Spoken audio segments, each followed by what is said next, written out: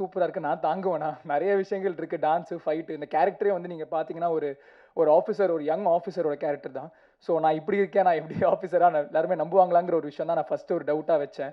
But எனக்கு வந்து கிடைச்ச ஃபர்ஸ்ட் அஷ்யூரன்ஸ் அரவிந்த் சார் கிட்ட இருந்து தான். அவர் வந்து ரொம்ப நம்பிக்கை வச்சு நெறைய ரெஃபரன்ஸஸ் காமிச்சாங்க. நெறைய இப்போ ஹோம் ஒர்க் மாதிரி இது பண்ணுங்க, பாடி இப்படி வச்சுக்கோங்க, கொஞ்சம் ஷோல்டர்ஸ் பில்ட் பண்ணுங்க. எல்லாமே அவர் தான் வந்து ஒரு இன்புட்டா குடுத்தாரு. ஸோ அதுக்கு ரொம்ப ரொம்ப நன்றி சார். ஏன்னா பண்ண முடியாதுன்னு சொல்றதுக்கு நெறைய பேர் இருக்காங்க. உங்களாலயும் பண்ண முடியும்னு சொல்ற சில பேர் தான் இருக்காங்க. ஸோ அந்த சில பேர்ல இருக்க ஒருத்தரா இருக்கிறதுக்கு ரொம்ப ரொம்ப நன்றி சார்.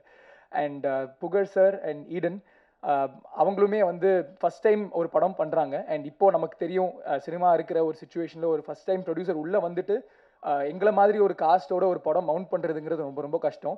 ஸோ என் மேல வச்ச நம்பிக்கைக்கு ரொம்ப ரொம்ப நன்றி சார். ஐ ஹோப்ஃபுல்லி உங்க நம்பிக்கைய நான் வந்து கெடுக்கலன்னு நான் நம்புறேன். அண்ட் கண்டிப்பா அந்த படம் உங்களுக்கு நல்லா இருக்கும் சார். ஐ ஹோப் எங்க எல்லாரையும் விட உங்களுக்கு தான் இந்த சக்ஸஸ் வந்து ரொம்ப ரொம்ப ஸ்பெஷலா இருக்கும். So I really hope it's successful for you sir.